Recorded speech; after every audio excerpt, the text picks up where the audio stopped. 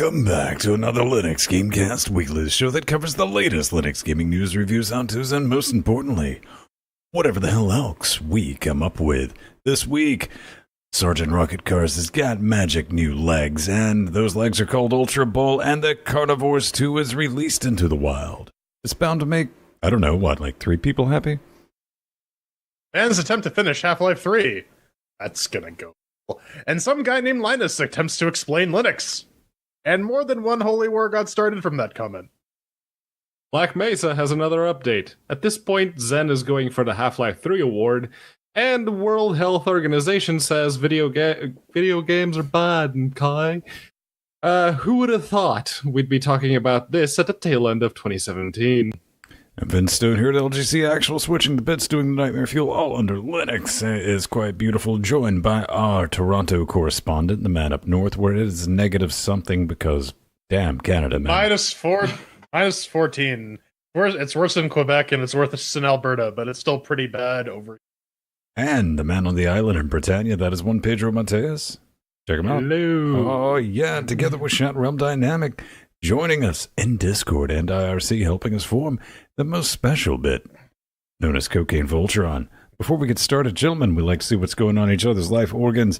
Me, I've been pulling out my remaining hair follici, playing with audio, going through all the stages of, oh, that wasn't so bad. I kind of got this figured out.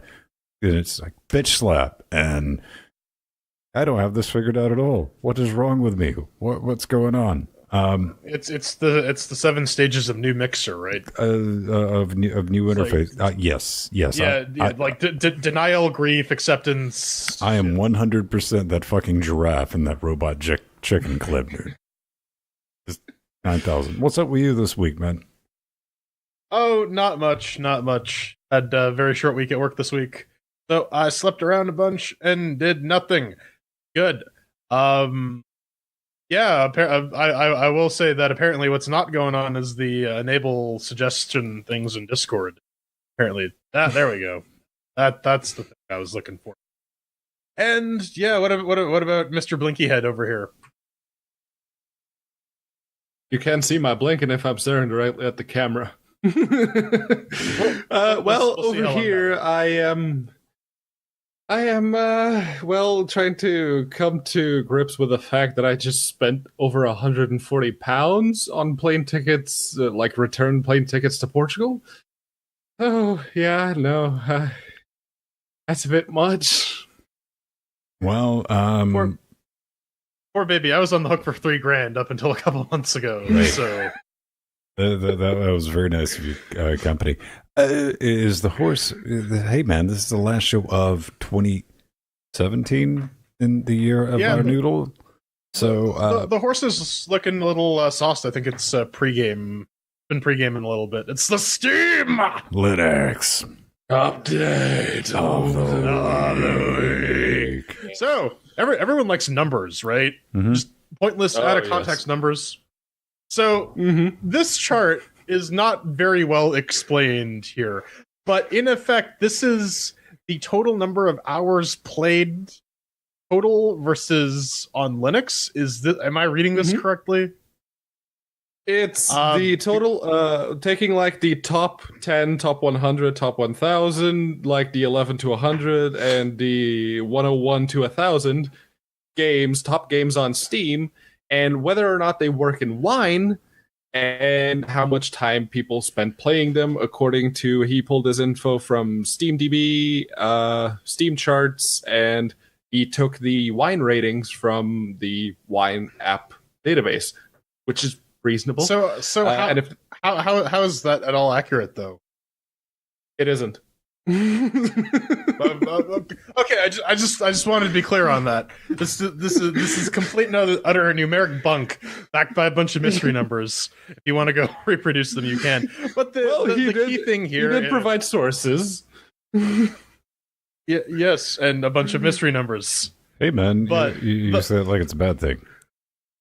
Hey, man, mystery numbers can do a great many things. But the clear thing is that PUBG warps all the statistics, and so once you remove PlayerUnknown's Battlegrounds, We're seeing what 84 in the top 1 to 10 games. 84% are played on Linux or have spent time playing on Linux. Versus, but plus hint plus wine. What is hint? I don't know. I have no idea what hint is. mystery numbers, right? Anyway, it seems to be whatever these mystery numbers are. They seem to be down from last year by some degree. True. What does it mean? I mean, PUBG. You got to look at PUBG's completely thrown. All Steam's attempts at statistics or anything correlation from last year, fuck you, but because that's why. It just doesn't work anymore. But I do want to say this. If you're looking at like actual playtime in Linux, time spent playing games in Linux versus last year, you know, if you really want that to go up, Brad, if you really want that to go up, you need to spend less time spamming no tucks, no bucks from your fucking Windows box and a little more time playing on Linux, I think. Might be a good idea. Hopefully also the one thing that the little speck, the pinhole of light at the end of the tunnel here is now that we can actually sort of request games per platforms via wishlisting. Maybe we can get some devs to say, hey, you know what, there's a market here, maybe we'll release this big multiplayer game on the Linuxes and see how well it does. Quite possibly. It's not going to happen. Well, but I can sit in my corner. Maybe we could get the developers to I don't know, release their damn games. Oh yeah. So we've been hammering on Black Mesa, the Black Mesa project, which is the rebuild. It's not just like a port.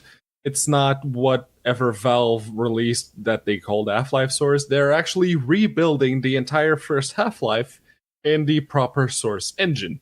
And they're using their own assets. They made some custom ones. They went to some of the voice actors and managed to get a couple of them to record the lines properly again.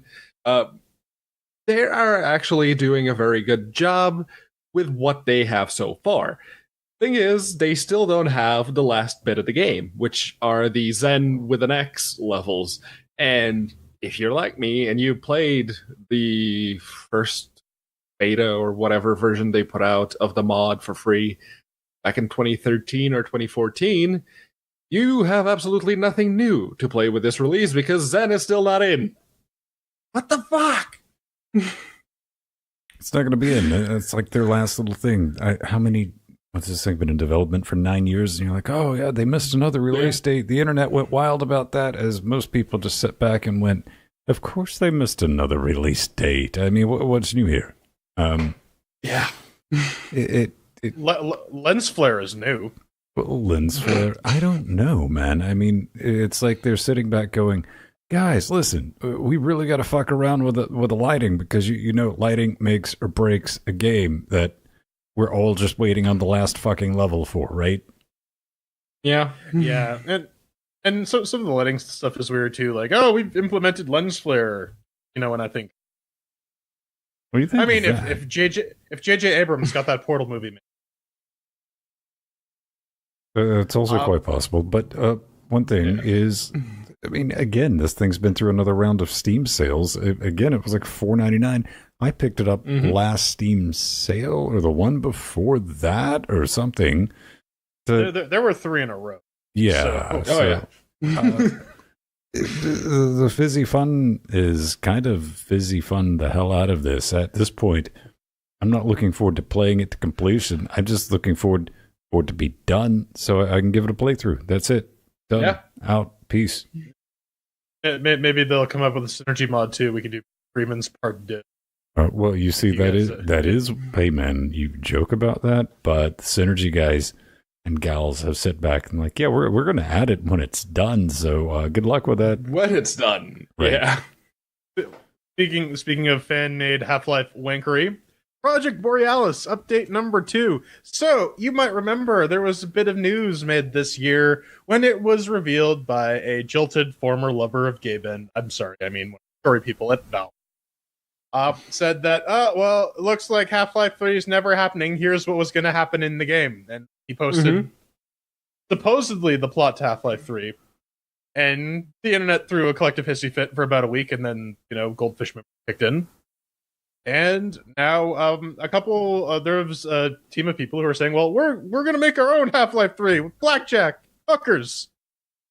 And so this is a progress report. Apparently they're filling in the gaps of the Epistle 3 story that was put up. Apparently Strider has a close-up in this game. They're composing some fresh music. They're doing entirely new art assets from scratch. Here's the thing that concerns me, though, is that fan interpretations of canon works are always a double-edged sword, because there's a chance that they could do some really good stuff with the Half-Life 3 story skeleton that was posted. But odds are, it's just gonna suck. One thing I personally don't get is, okay, we got the completion of Half-Life 2 Episode 3. Let's redo the entire engine from scratch. Yeah, no, it really doesn't make any sense. But they've done exactly what every other mod for every other FPS has done in the past, which is post some screenshots or some concept art, and they're saying, yeah, we need some help. If you can do some 3D, if you can do some environments, if you can do some like 2D texture bits, they apparently are looking for you. So, hey, if you'd like to say you at least had a hand on a project that never went anywhere, I guess you can apply. I don't know. I mean, it'd be nice if it did go somewhere, right? It would be nice. You can say that. You can say that, Pedro. Carrera, ring a bell. Wah, wah. That's still being developed. Wah, wah. Or not Carrera, Fuduntu, that's what it was. Yeah. Okay, no, that's dead. All right, up next, Team Fortress 2's got an update, and it's pretty big. Yeah, Smith. So there's a new stocking stuffer gift you can get if you're playing through the 10th. They added a bunch of new cosmetic stuff. 4 paints can be traded. Basically, just random new hats for you to trade and do stuff with on the Team Fortress 2 platform. They also have a couple map updates through for CP Mercenary Park and PD Watergate. And apparently the beer pickup container on the HUD lower to the left was made larger. Because you need... I don't know. It's one of those games where we've said for years that it's like, hey, we should do TF2, and then we... I even went so far as to download it just to say, okay, it's been a while since I've even attempted to play. I haven't yet to play it on the Ryzen box until this week, and yeah, I tried it, did a little learning to it. I mean, it's Team Fortress 2. I used to play TF2 back when it was a Quake 1 mod in DOS. That's Team Fortress, the original one. Oh, holy hell! All right, there's a number. No. See, he has a time traveling computer that allows him to run games from 2000. Yeah, play TF2 on DOS. On DOS. It's like it's in Wine 4.0. It's like I almost said I didn't play the original. It's almost, but you didn't, Brad. But you didn't. Oh. Anyways, Team Fortress 1. Yeah. What would you call it? Team Fortress 0? Team Fortress. Team Fortress? Team Fortress, yeah. Oh, so it's a completely different game. Yes. Well, they were. Yes, they were different games. Very much so. But I did play a little bit of the original. They have a new patch out. Yeah, they have a new patch out. If you're playing Team Fortress 2, get some more paint. It's going to be fun. I think Sony's going to get their spool up their lawyer drive, though, in a little bit. Possibly. Well, I don't know who's ever even going to play this, but hey, it's an early access. It's a new game. It's out on Linux in early access. And it is... I don't know. I looked at the videos like, oh, it's a very slow ukulele. Okay, so why does the dragon look like it doesn't fit with the rest of the environment? Why do those gems also look like they don't... Is this an asset flip?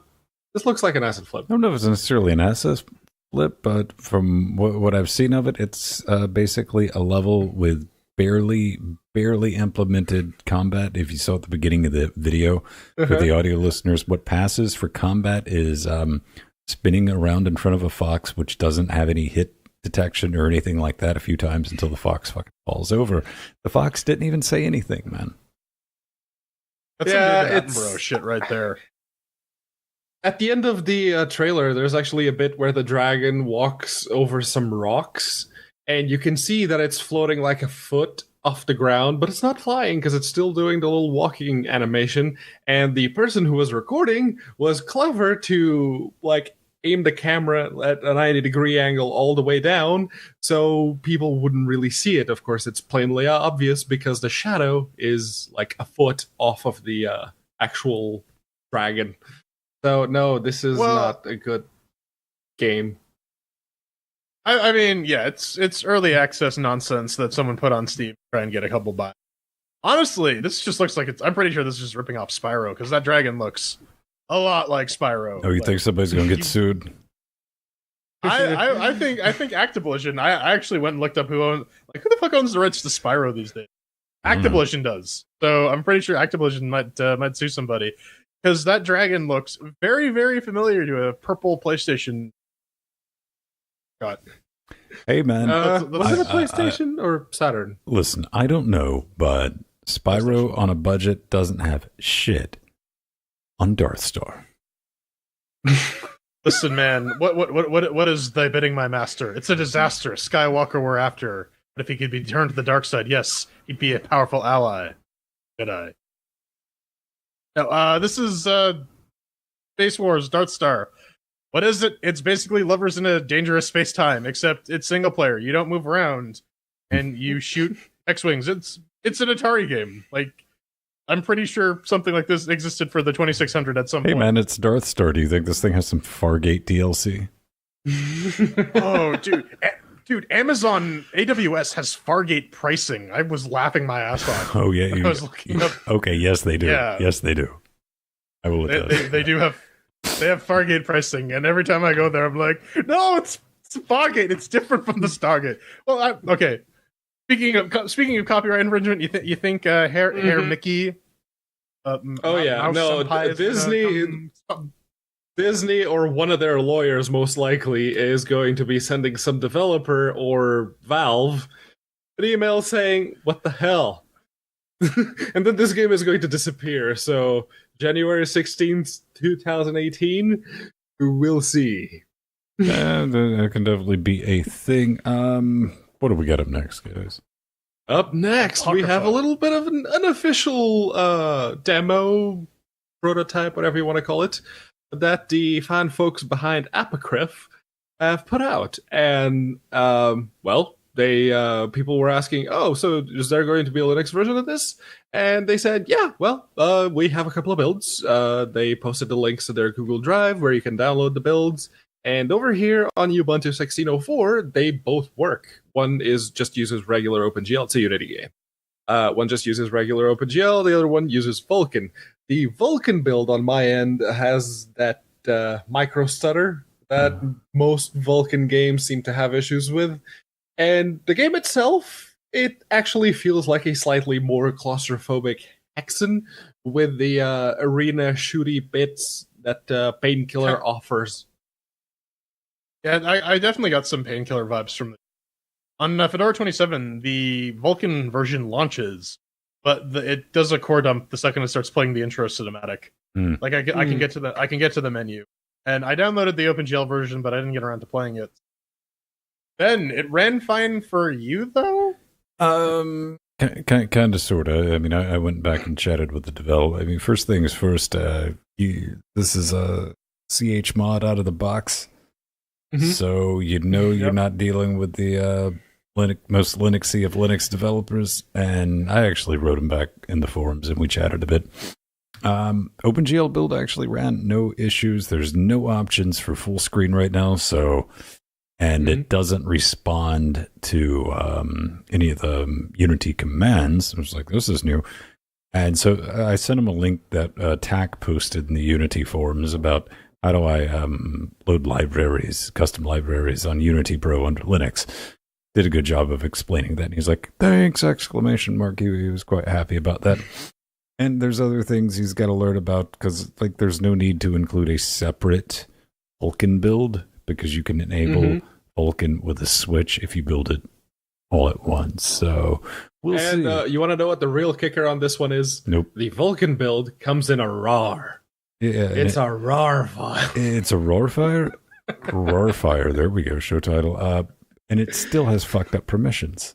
It's kind of impressive. Yeah. it does. It's almost as if people need to stop using RAR as a format, guys. Mm-hmm. 7-zip. Parallel Just use 7-zip if you have to. 7-zip works. Guys, stop using RAR. But we got one final story for you in the Steam segment before we close it off. That we put away the horse for 2017. Maybe get a new horse. Ben, I hear you got balls of steel. Balls of steel. Balls of steel. Hey, listen, you're thinking the same thing I am. You're thinking about Ultra Ball. What's Ultra Ball? You've never heard of it. It's a free multiplayer sci-fi action sports game. 3-on-3, 4 Man, that sounds awfully familiar. Yeah, you're right, because it's rocket cars with legs. Really the best way I can describe it, man. You are not a car. Instead, you're a car with legs, and you have a magnetic gun, and you shoot around balls and try to put it in goals on a football pitch. And we need to send him a note about playing this, because this could be... It looks very early, very amateurist. They're probably going to get sued for the way they're doing the score and all that, because it's like, all right, really close with the goals, really close with the arena. You might want to back off a little bit using the same score thing. The exploding ball thing is kind of the big offender here, where everyone's flying. But yeah, no, it's Rumble mode with mech suits, essentially. Coming 2018, it's from some self-published people. They actually have called themselves self-published, but they have a publisher. Listen, man. You get Saga really hate on this. This could very well be a one person messing around. Probably. Fun. Right. So there's nothing wrong with that. So, someone said, I want to make me a Rocket League, and so he did. The only thing is, it says it's going to be free to play coming out in 2018. As long as it's free to play, maybe it's got some cosmetics in it. That's fine. Don't do the loot crates, so that's a no-no in 2018. Ooh. Yeah. Ooh. Okay, Cocaine Voltron. You see, this is why we got to get in early talking to these people. Unlockable Cocaine Voltrons with the pixelated giant members flopping around as they run. It'll be great. Yeah. It's some cross promotion, some synergy. I like it. It'll be great. We'll get on it. All right, get us the hell out of here, man. All right, coming up next, we look at why the gaming industry in general is dying horribly, and we talk about an emulator that runs on Wine, which is not an emulator.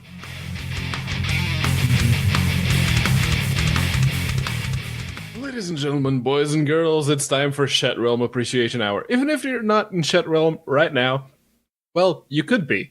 You just need to go to our YouTube channel, make sure you click the little ringy bell, and it'll give you a notification whenever we go live, so you can join us right here, right now.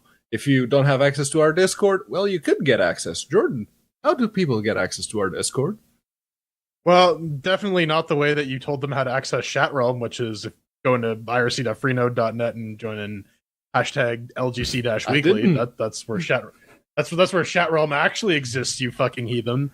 But, if you want access to the Discord and some other goodies like show note access, maybe your name in the credits, maybe you just want to buy your way on the show, you can support us monetarily in a number of ways. You can head over to LinuxGameCast.com, click the support button. We got all the affiliate links there. We even got we're Humble partners now. So when you go buy those Humble monthly bundles, we get a bit of a cut.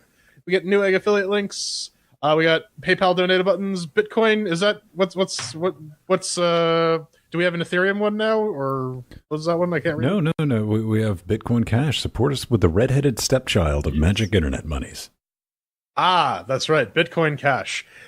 And of course, you can always head on over to patreon.com/LinuxGameCast, where all the good stuff happens. That's where you get access to the Discord. You can, pay into the individual tiers and get various access to a ton of content that we just stick up there for you guys. There's no pre super shows in this week. There might be. We'll find out if Ben feels up to editing it. Who knows? And of course, who knows? And of course, we got some lovely humans. We got to thank Mr. Corey K, Nibbin, and speaking of other ways to support us, we're hardware hungry hippos. We like our hardware. We like to introduce new complicated things into our chain. And Mr. Matty, he enabled us further. He gets to go on the fuck wall yet a third time? Question mark? Second time. On top of his second time. Mad high power supply, isn't that right, Frank? Oh, that's right. The wall of fine, upstanding canimals. You know him, you love him. Bradley, Jill, Maddie, I don't do this. Erod, Michael G, John M, Mr. Red, Linux Nero, Claudia, Steve-O, at the Admiral JT, Truggleswick, Mir, Lutris.net, a.k.a. Frenchie, a.k.a. Strider, a.k.a. French Toast, Inmag, Dan W, and also J. But, yeah, man, we added this to our interface, all the stuff. We're basically trying to make cool stuff for you, and this has really helped. This has given us 4-track individual recording capabilities that this is way too smart, way too fancy for our horseshit show, but we're definitely going to try to make it better for you. But anything you can spare with that, I was kind of impressed. Behringer, pretty good equipment, really good price. Famous for having less than adequate user manuals, right? Mm-hmm. Okay, this is a 4-channel digital interface, 4-channel out with not aux returns, insert channels. A fucking quick start guide is all they gave you. I wasn't even mad. I was impressed. Quick start guide. Plug in, add cables. But I do want to say what Maddie, you can send us a little note, man. And this is like Maddie. Maddie, you get your money's worth out of this, man, because this thing has been fucking with me for a straight week. I love it. Maddie does right. He says, fuck it. See? Happy whatever the hell you celebrate or not. That was his note. But we also want to give a mention to Jay, because Jay hooked us up with an iRig, which is pretty cool. What was that, like a vaporizer? No. This is going to, hopefully, theoretically, is like wicked, a simplified, I like that, version to connect, let's say, a tablet that we would be taking, I don't know, live phone calls with, to our current mixing interface. So, and what is, Jay has a note, and big fan of the podcast. Whoa, what's wrong with you, man? Come on, have you listened to it? Jesus. Figured I could at least grab something. Hope you guys are doing well. Happy whatever holiday this shows up closer to, I can respect that. Pretty cool. What was it, Russian Christmas or something? Who knows? Russian Christmas. We got some news. No drivers this week, Indeed. but don't be a patch man. Pretty much. So, if you were to go back to 2015 and listen to, I think it was LGC 133, because I looked this up, and you would maybe make it to the end and see that we talked about the developer for Don't Be Patchman, basically saying that he gave us a singular key, which he had to go to the little contact form what we have, and he skipped the text that said send us 3 keys, and he only sent us the 1. And then fast forward to 2017, December 28th, and he wrote a little Jordan, bit of you got that show title for me? Was it December? Yeah.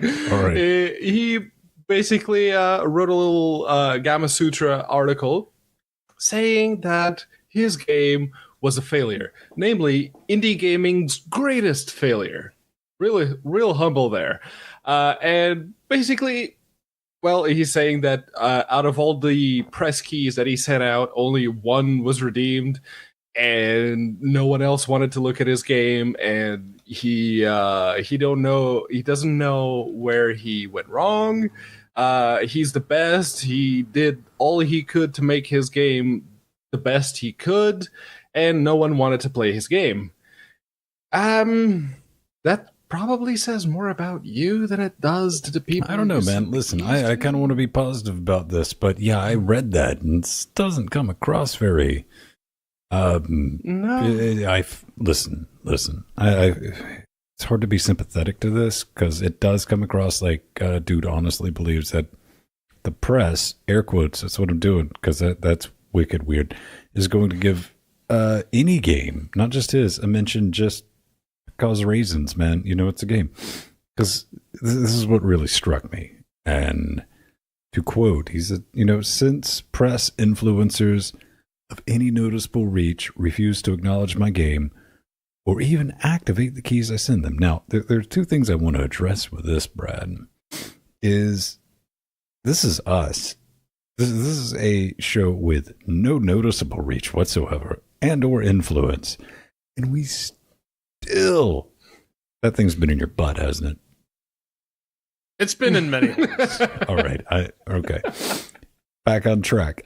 We still have us. We have more games than we can even be bothered with.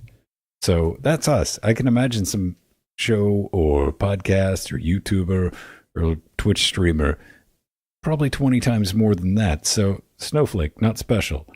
And I hate to be the one that tells you this. Not really at all.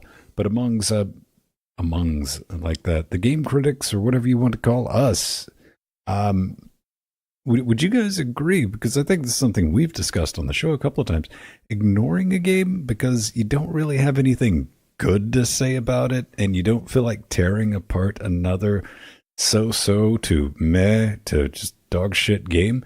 That's a real thing that happens. Like it is. Because here's the thing. As fun as it is to go into the Chairquisition and rip a game a new asshole because, it's so bad. After a while, you just get tired of playing bad games. And you start sort of developing a knowledge of what your taste is. And you can look at a game and say, it may surprise me, but the odds of that happening are fairly low. And so I can go and shit on this game, which may be perfectly fine, but it's not to my taste. And all of a sudden, on the permanent record that is the internet, it's just going to be another drop in the bucket of people bitching about a game. Mm-hmm. And sometimes there are better options. We can play fun games like the one we're throwing chairs at this week. Surprisingly good. Spoilers, but but I mean, you're absolutely right. Then that end, I mean, you can blame press. Not advertising your game, but at the same time, with indie markets, a lot of it is word of mouth. If you go out and do the legwork, you can promote a game. You just gotta make sure. That I do believe it also boils down to like, what's the question ever asked? Is it a good game? You don't get a trophy. This isn't growing up these days where you get a trophy for participation. That's not how it works in the game industry or real life in general. So, yeah, I mean, I'm sorry that his game didn't work out for him. That sucks. That's not fun, but that's learn from it. Rock on. Don't bitch. And don't go we poor see me. that all the time, especially nowadays with Steam being as cluttered as it is. There's a lot of games that just don't make the cut. Maybe the screenshots weren't particularly enticing. Maybe the trailer sort of let the game down, like the Dragon game we talked about in the Steam segment. But in this article, okay, you could have had like a shit release. You had the shit luck. No one really wanted to look at your game because this doesn't really look like anything, groundbreaking. But you could have been a bit more humble about it. Now, I'm not the one to talk. I realize I'm probably being a bit of a hypocrite right now. Never said I wasn't a hypocrite, so take that for what you will. But you end your article. Hold on. He ends his article saying, "But you're so clever. Some people think I'm clever." What the fuck? No! You take that one on the chin, you move on, you make a new game, a better game, and you put it out there again. You try to make something out of that failure. You don't go on Gamma Sutra. No, Pedro, and you bitch. You're wrong, Pedro. This is a last-ditch effort by playing the victim card. That's not gonna work. Because most internet critics are like us. They're assholes. And to that point, the thing is, by going up here and complaining, what you're basically saying is, hey, I'm going to be that guy who complains that I'm the struggling artist who no one gets. And then the next thing I put out, people are going to be like, oh, hey, it's that guy who thinks he's a struggling artist who no one gets. Yeah, I'm not going to pay attention to his shit. That's what's going to happen. Do what we did, man. We fostered a community of like-minded idiots who are willing to give us money for a substandard product. We love you, Patreons.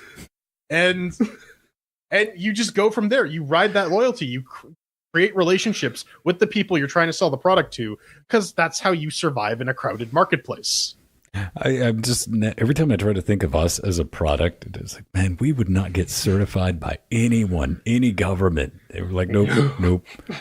But we'd get certified as a biohazard as well. Okay, yes, probably.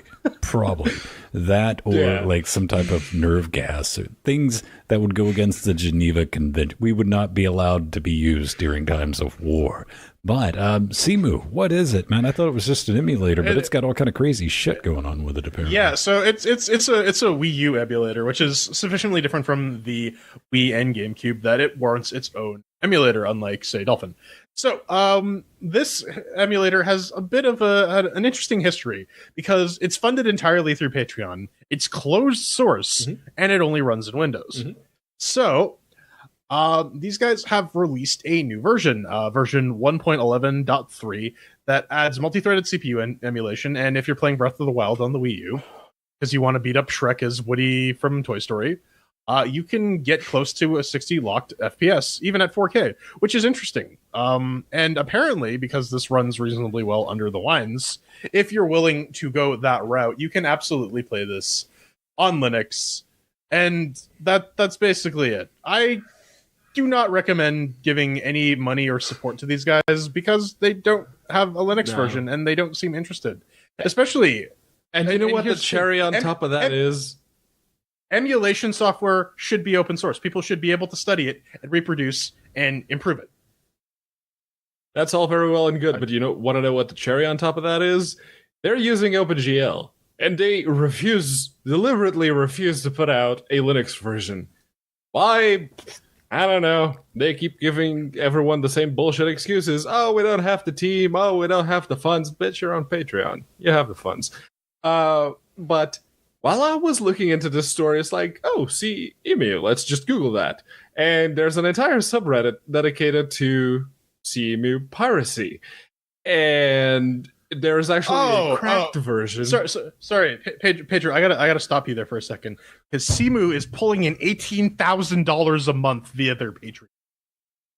18000. That's why I made that comment. Okay, so they have a cracked version of CEMU, whatever you want to call it.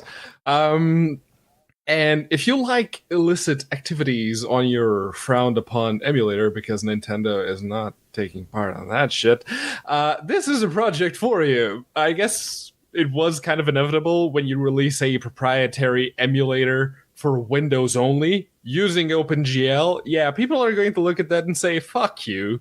And they're just going to pirate the shit out of your emulator, which you don't actually have to pay for it, but the way that it runs games, you physically have to dump them from your console. If you have a physical copy, it's an entire rigmarole of a process. If you have the digital version, that's slightly easier, but not that much. So there's a cracked version where you can just go on the local video store, rent yourself a copy, and play it directly. So, yeah, no, that was just waiting to happen. I understand. You spent 3 minutes saying pirate's going to pirate. Got it. Yeah. Carnivores 2, man. As I said at the opening of the show, like 2 people are going to be excited about this 1999 visual juggernaut that now is open source. You can play it. It was a first-person hunting game. You can hunt not 8, but 9 species of extinct dinosaurs because motherfuckers were hunting them.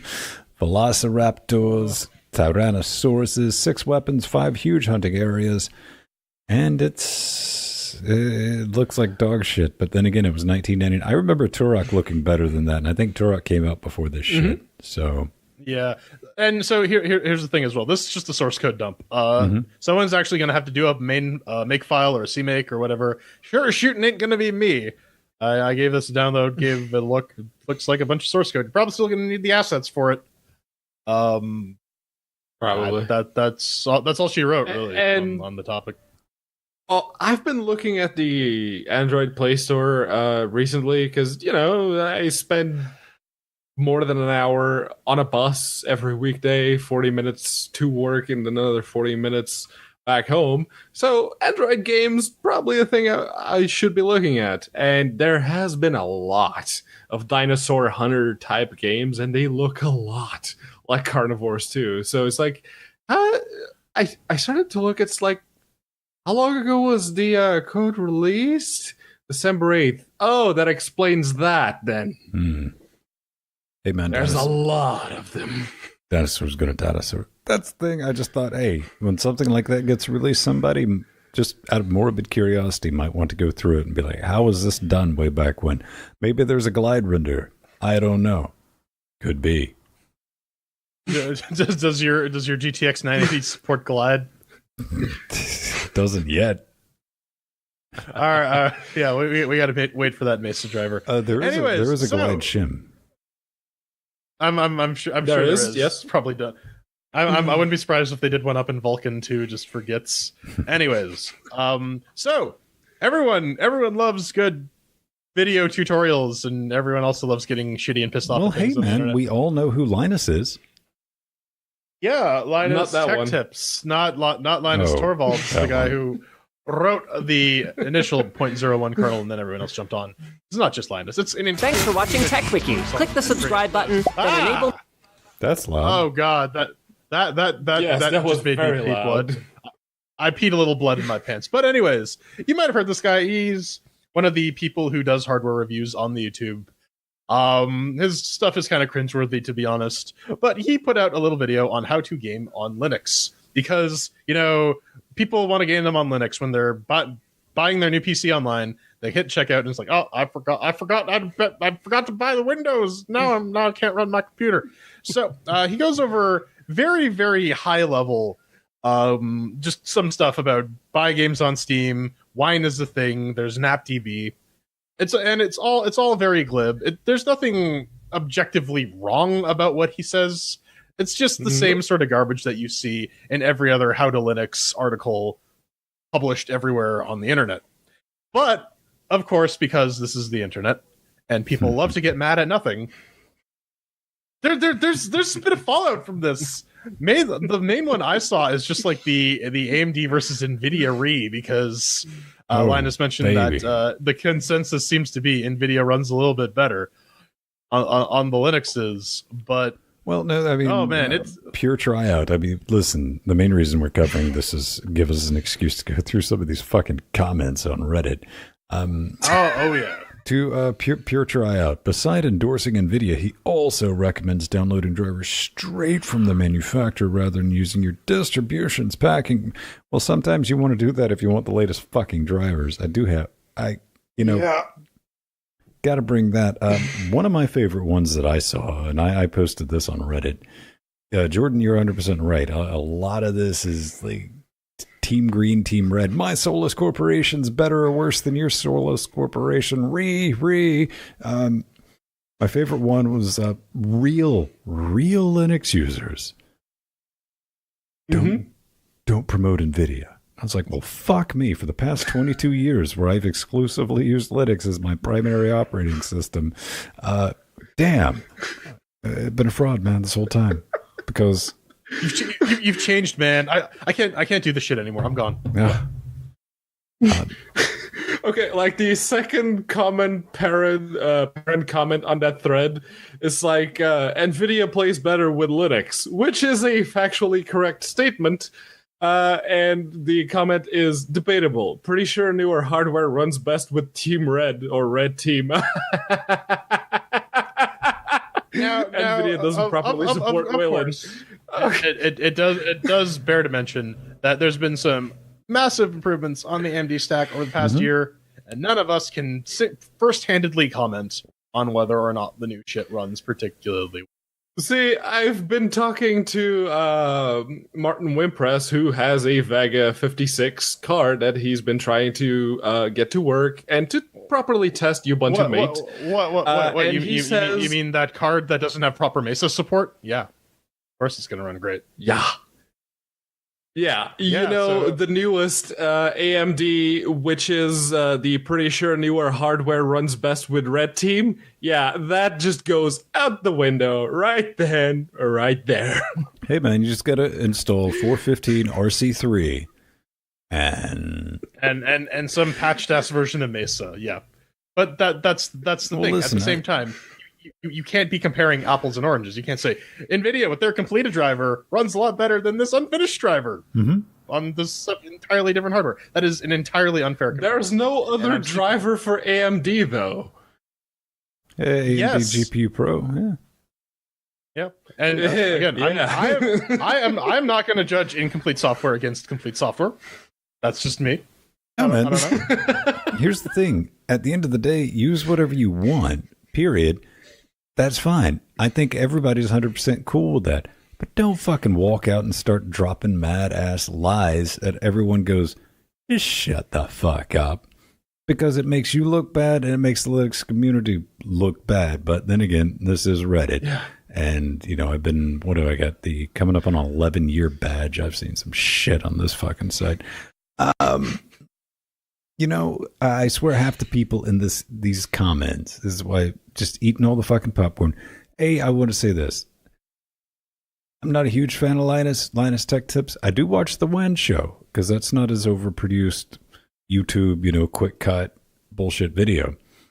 Not bad. I can dig that. I don't have anything against the guy. He's Canadian. But he did all right. We get a lot of extra traffic just because he's like Linux Gaming. People went to the Googles. Linux Gaming. And that's good. But again, I don't think a lot of these comments here are from people who even... These are the type of people who have installed 4 Linux and are currently running it right now. At best, these are people who are running Arch because they can't figure out how the hell to Gentoo. Well, it might be a little bad for your health. It could be. We need to cover this, not because, it's totally a slow news week, so we kind of threw it in there. It is.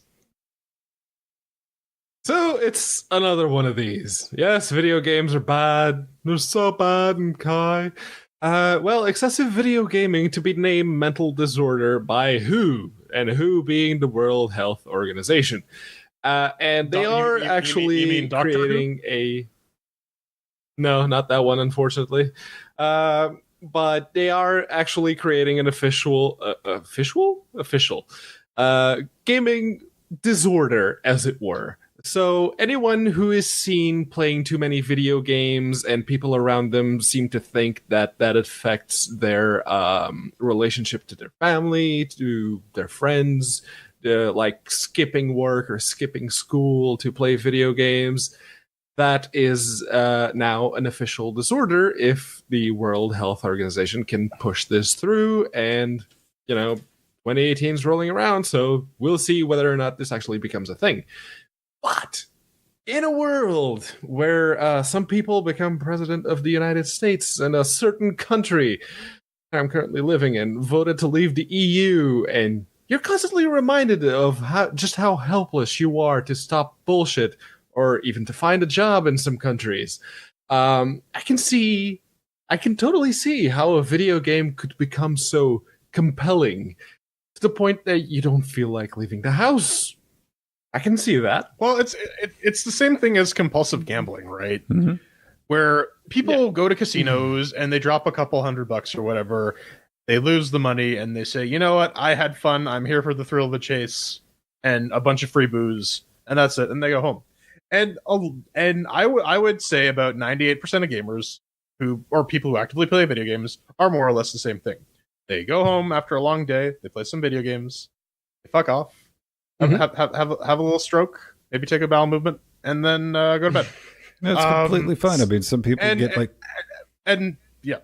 and some people, of course, have addictive personalities and are particularly prone to finding escapism anywhere that they can. And newsflash, anything that provides escapism can as an addictive substance by people who are looking to escape. Mm-hmm. That's true, man. Listen, video games, they get shit to do. You don't treat the fucking symptoms, all right? This is like, okay, it's a disorder. No, you need to treat the root cause. This is a bigger problem, and it has nothing to do with fucking video games, man. Doesn't matter. All right, what about people who can't help themselves every fucking Sunday, or me on Saturdays with my collegiate sports ball? Is that a mental disorder? Or going to church. Is that a mental disorder? They compulsively do it. Video games. Video games aren't the root cause. They're someone's compulsion. Video games are just, like Ven said, the symptom. They are the medium through which it manifests. And as long as people like the World Health Organization, in charge of diagnosing mental issues, ignore the root cause and decide to blame the symptom instead, shit ain't gonna get done, is it? No. Well, so here's one other thing, is that in the scope of classifying mental disorders, a lot of it is just, is it deemed socially aberrant behavior? Okay, well, maybe then it's a mental disorder. But what is considered socially aberrant changes over time. And as games become more and more accepted as a pastime in media, and quite frankly, mode of income, because people make money playing video games, I think these attitudes are going to relax over time. I feel this is just a bunch of old people who are trying to cram stuff into a WHO thing. Well, yeah, and it's the same type of people way back in the day that was, don't show Elvis from the waist down because he shakes his hips. Mm-hmm. I mean, we've seen this happen. Look at history. We've seen this happen with TV. We've seen this happen with certain kinds of books, with certain kind of music, like Ven mentioned, Elvis. This is not new. This is the exact same bullshit over and over again. Stop it. But like as I said before, this is not. Let us be 100% clear and hyperbole free on this. This is not saying people who play video games are mentally ill. It's saying that there are a specific subset of people who play a lot of games, probably a little too much. And I know a couple of these people who are probably think about this. Think about this. We've all had that friend, and I'm sure almost everyone listening to us live. It doesn't matter if it was WoW, Evercrack, EVE Online. We've had that friend, that motherfucker, 4 out of 5 days locked up in their house. Yeah, they straight up disappear, and then they poke their heads up. It's like, oh, you're still alive. Right. So, I mean, it is the thing. And, but I've also seen those people. I can think one dude, Mike, right now, not anybody in the chat room, this is a friend decades ago. And I don't want to say he grew out of it, but he evolved out of it. But he definitely was the person, get home from work, gone. And I mean, dude held down a job, paid his bills, but his thing was, that's where his community was. And I didn't see anything wrong with that. It's just like, man, I couldn't sit down that fucking long. Well, and conversely, I knew someone who was coming home from work. I knew someone who was coming home from work, basically would miss work and school because they were playing Final Fantasy 14 or 11 or whatever. So yeah, and on the side, that exists. But again, video games aren't the root cause of that. We've all seen that. Before. We've all seen. When I was in university, I had a couple of classmates that were genuine WoW crackheads.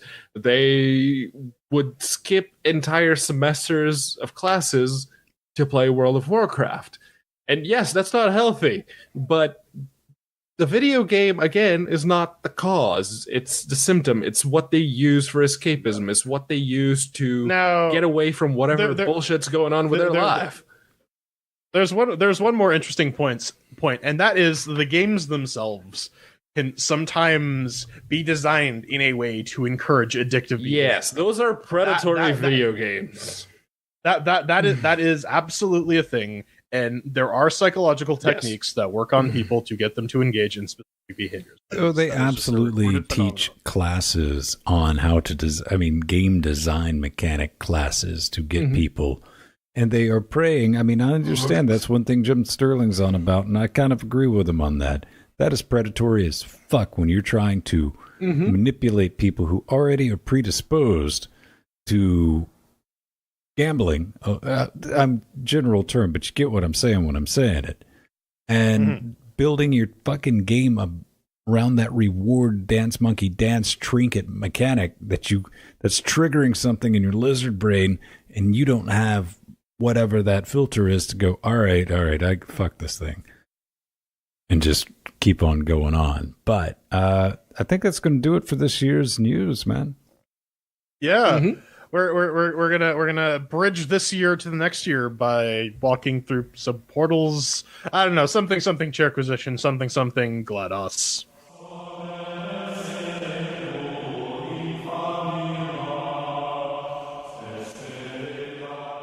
A bridge runs through it. Portals, that is. This is Bridge Constructor Portal, developed by Plockstone. Clockstone is the developer. It's on the Unity engine. You can pick it up for about 10 of your local particular currencies. The publisher Heads Up Games sent us some keys for that. So thank you for that. This is the Chairquisition, where we take a look at some games. We play them for a little bit, and then we tell you what we think about them. And sometimes, if those games are particularly buggy or busted, we'll do a little QA that maybe the original developers should have done in the first place. Let them know how they fucked up and how they can possibly fix it. And of course, we do all this with the magical, the sexy, the epic Chairquisition. 1 chair means that it's garbage. 2 chairs means that it's meh. 3 chairs means that it's pretty good. 4 chairs means that the light of the heavenly chairs shine upon it and bless it this day. Hallelujah, Jesus. Rudolph the Red-Nosed Reindeer. We also got our categories of doom mixed with working shiny sounds. So let's hallelujah, Jesus. Let's kick off the last Chairquisition of 2017. With the mix with the working. You got no reindeer friends no more, man. Over here on had on the Ubuntu 1710 running 4.14.9, I think. Low latency kernel 980 Ryzen 1700. I mean, this is Bridge Constructor. If you played it, basically will run anything, including a calculator. No issues. 60 at 1080 and another 60 at 2160. Nothing to report broken. It launched. I'm always glad to see shit like that. Yeah, on Fedora 27 or this one's 26, 64-bit. No issues with the i7-6700K and the GTX 980. It ran at about 90 FERPs at UHD, so that's a thing. Yeah, over here, I actually tried it on the laptop. So with the i5-5200U and whatever GPU is built into that thing, it ran no issues. I did have to cut down the MSAA because it defaults to MSAA 2X, but on the Intel GPU, it didn't do so well. But over here on Ubuntu 1604, with the GTX 1080 and the Ryzen 5 1600, it had absolutely no issues. So 4 chairs. All right, well, yeah, that's about 4 chairs to make it working. I think we can all agree on that. Mm-hmm. What about shiny and sounds? I mean, I feel sorry for Ellen McLean because Gabe insists on keeping her chained in his basement until they need more GLaDOS dialogue. Or she's also the announcer for TF2, but that's just a money making machine. So they dug her up. They brought her in. They had her record some lines, and they put her back in her hole. Other than that, I mean, it's Bridge Constructor, right? It's not really graphically demanding. It has its sort of little workman iconic style, and I think it works for it. Yeah, it works. I mean, it's Lemmings for 2017. I mean, it's point click equals work. The only issue I had with any controls is I tried to use it with the Areola controller, the Steam controller that I was rocking. The controls? What? We're talking about shiny and sounds. Shiny and sounds. Oh, are we already on that? All right, I got too many things going over here, gentlemen. I'm trying to sort out. Check it out, man. Not much to it, really. It's Bridge Constructor. You know, if you played the Bridge Constructor, Medieval, you know what you're getting into? It does have the added benefit of portals. That's there. It's an interesting mechanic. GLaDOS is nice at first, then you kind of wish you'd shut the fuck up. That's the thing. They did get, like Jordan already mentioned, they did get the original voice actress for GLaDOS to do the voiceover in the intro to the levels. And Nori was actually looking over my shoulder as I was playing this game. It was like, oh, that's GLaDOS. Where's the sarcasm, though? And after I got a couple of levels in, there's the sarcasm. That's where it is. And to be fair, it is Bridge Constructor. If you played that original game, probably know what you're getting into, but they actually managed to capture the Portal aesthetic really well, I find anyway. But, well, round table or not, this still gets, the final score still gets dictated by, you know, the floor. The average. So, three chairs? Yeah. Yeah, three chairs. Me and Ben gave it 3, you gave it 4, because apparently you get a hard-on for older women chained in a basement. Anyways... why don't you tell us about some Control, Pedro?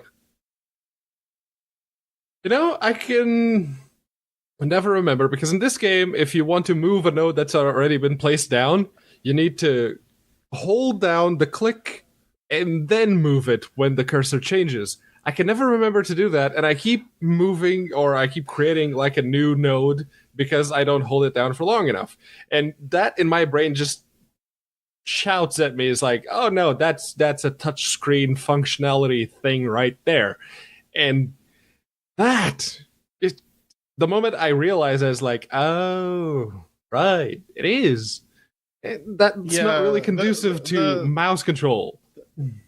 The timing is off a little bit for sure. But I mean, it's the same sort of thing with World of Goo, right? If you played that sort of game, you know exactly what you're getting into. Click, drag. And yeah, that's basically it. Sometimes the accuracy is a little off. Sometimes you need to put the mouse directly above. If you want to like change one of the types, because you can have a strut, or you can have the track, and sometimes it doesn't. It doesn't necessarily register. You have to zoom in all the way. I was about to say that's exactly what your life hack is, right there. It's just like zooming in. No, for me, it's like you select just a little bit above where you think you would. And that seems to be the fix for me. But that's still enough to ding it a chair, because that's like, you know, a core gameplay mechanic here. Yeah, the only issue I had, as I was saying earlier, getting ahead of myself, was that, with the Steam controller, it just didn't jive. And I'm like, how the hell does this not just jive with a Steam controller out of the box when it's a fucking Valve licensed game? But it didn't. I mean, it did have an issue where you couldn't build the little slinky things correctly. It couldn't select them. It had the cursor under that somehow. Kind of irritated me. Then I just played it with the mouse, the gerbil, and the keyboard. You point, you click, it worked. No problems. And, Bob's your uncle on that, man. We're going to go straight 3 on these controls, though, right? Pretty much, yeah. 3 to the tree, as it were. And what about fun? Ben, did you have fun? You know, surprisingly, Jordan, I did. You know, I don't know if I really enjoyed this because it kind of gave me like legitimate thinky pain, or because it was Portal theme. Honestly, could have been a little bit of column A, a little bit of column B, but I tend to lean that it was the Portal bits, since, let's face it, ladies and gentlemen, boys and girls, we'll probably never get an actual Portal 3 because Valve can't count that high. And this is definitely something you can sit back, just pick up, fuck around with it, put it down, pick it back up, rage nope, put it back down, come right back with option number 3. It still fucks you over. And holy hell, no one hire Pedro as a civil engineer. He's the one responsible for the video you're seeing right now.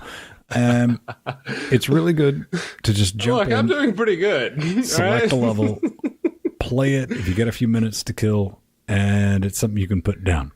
And I do like puzzles, no matter how they're laid out, bridges or GLaDOS is be damned, where there's several ways to sort them. And this is definitely given me that, man. So, I'd give this a solid 3. Recommendation. Pedro? Well, I honestly didn't hate it. I can see how the game, as you're playing, it might become a bit samey and start to feel like a bit of a chore, but they kind of put a twist on that because the moment that you progress after a couple of levels, they introduce, oh, look, there's a new portal mechanic. Remember that from the Portal games?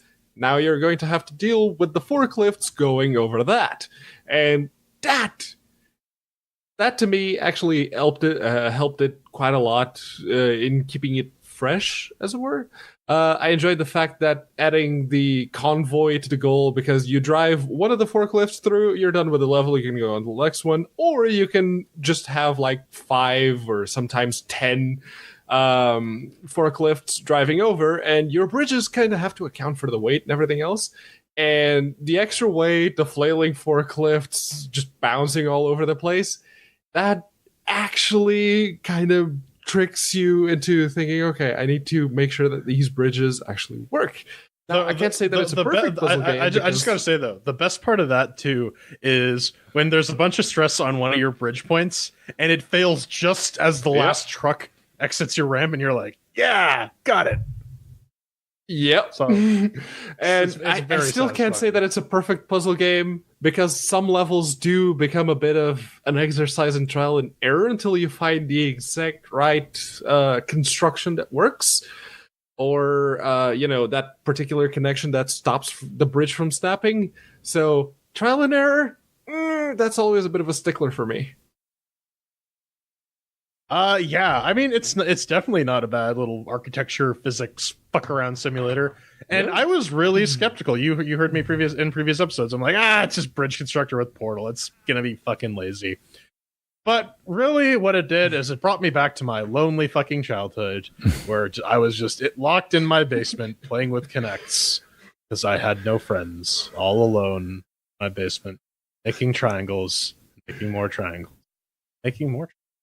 Triangles were my friends, and anyways, it's also kind of fun to like try and make the bridges as cheaply as possible, because they tell you how much it's going to cost. So I'm always like, what is the absolute cheapest way I can make this sturdy and still maintain something structurally cohesive? Oh yeah, the part Pedro was working on in the video was fun, trying to figure out how to like, you realize, you gotta let it drop, and then you gotta give just enough of a ramp to shoot it up. It's fun. It's fun. If you like building things, if you ever really like Lego or Kinects, it will be right up your alley. It feels like it could have just been like DLC for Bridge Constructor, but at $10, I mean, you can't really tell the difference. So, you know what? I'm all kind of lukewarm about puzzle games. This one's pretty decent. I'm probably going to go back to it just because, like Ven said, you can just pick it up, fuck around with it a little bit, get pissed off, walk away, like be sitting on the toilet or something, and realize, shit, I should have just did that. Go back, finish it off, and feel like a smarty pants. Preferably in that order. With your pants still around your ankles and like your butt unwiped. Exactly. Absolutely. That's how we do it in Casa de Spung. So I'm pretty sure we're giving this just 3 chairs. Fun. 3 chairs. I think we all enjoyed it.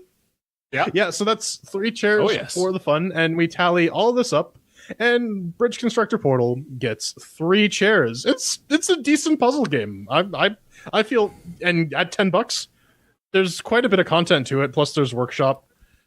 You can get your money's worth out of this game for sure, 100%. Yeah, plenty of time with this, and it's always nice to see something that on the surface you look at it and you're like, that's going to be a dicky little game. And you get into it and you see there's some thought put into this, and it gets fucky, like Portal gets fucky with you. And $10, yeah. I mean, I would like to. Maybe there's a mobile version of this. That'd be neat. Yeah, I think there's a mobile version for just regular Bridge Constructor. When we first saw this game, I thought to myself, yeah, this is just another cynical cash grab. But, be it as it may, it's actually a pretty good cynical cash grab. It's a well done cynical cash grab is what it is. Yes. Just like us. Yeah, no, we're not well done, Ben. Yeah, let's be real. Okay, we're just all right. Coming up next, we explore the depths of the Linux multiple device subsystem, and we talk about why Ben and Pedro suck at Half-Life.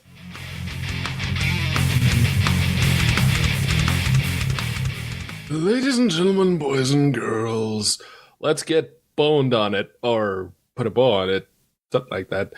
You'll get that reference if you were watching us live. If not, well, maybe you'd like to throw us a bone, as it were, and maybe let us know of something we got wrong, maybe call us out in our bullshit, whatever it is you like to do.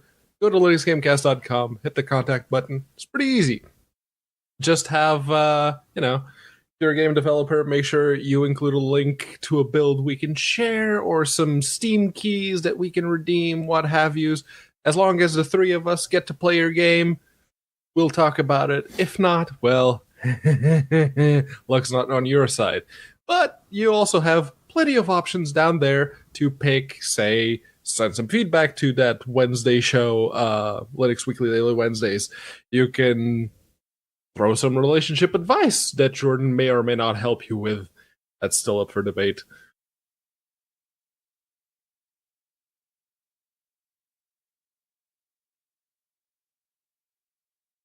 Nothing? Continue there?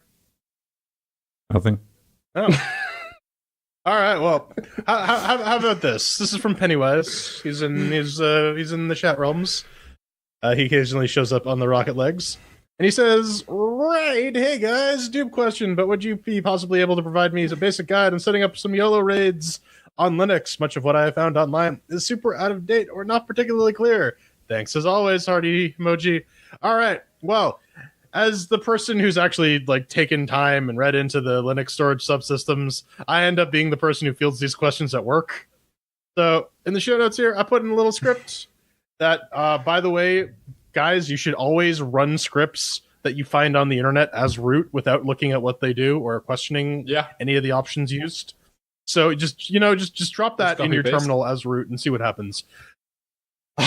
So here's the thing. As Renee in the comments, because if you pay us money, you can actually comment in our show notes and actually help shape the show. Shock on shock.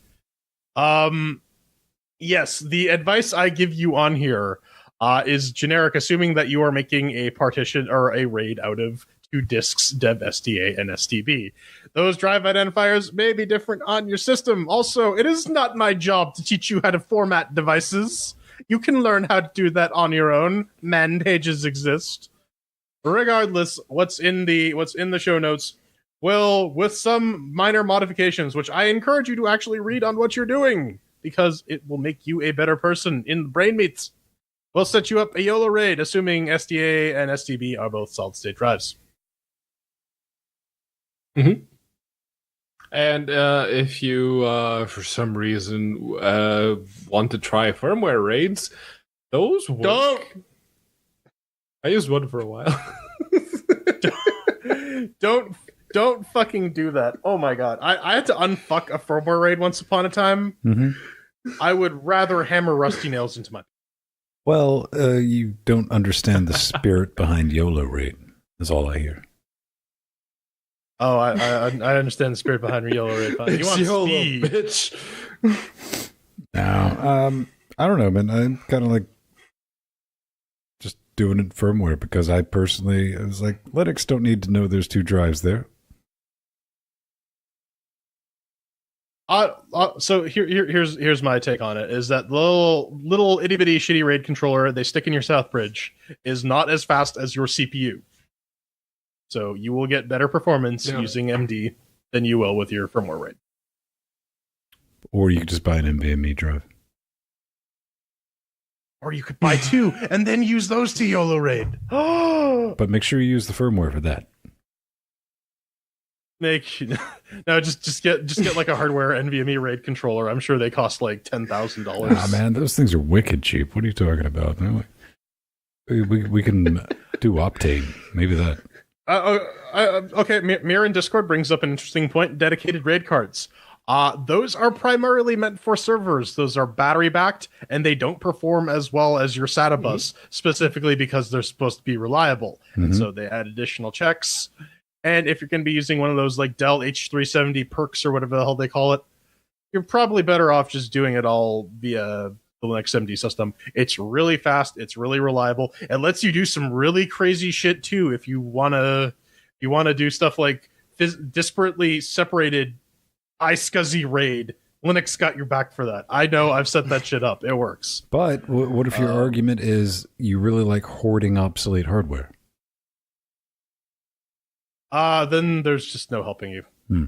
But you should still use MD80M or use Linux MD anyways. Well, Jordan, do you think there's a way to help us? I think there's no helping you, then.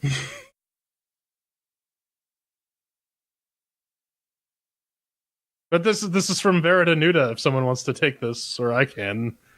He said, whatever, fuck it. This is from Freeman's. He says, sorry I've missed the last few live Freeman's. Been kind of busy, but I had to laugh at the last one. Man, it is like look at demented robots.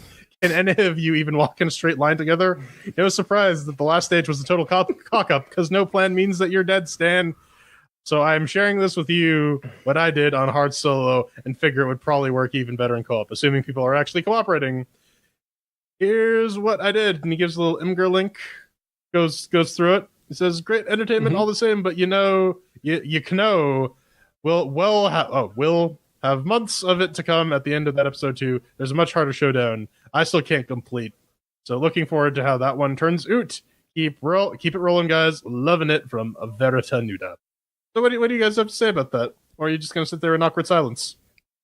Actually, this is... Damn it, you ruined it. Yeah, I mean, you ruined it. Fuck. God damn it, Pedro. It's me. What the fuck did you expect? Anyway, he actually has a very good idea. It's like stacking up those boxes so you can get to a place in the level that you're not supposed to be able to get to. Very good. Very well thought.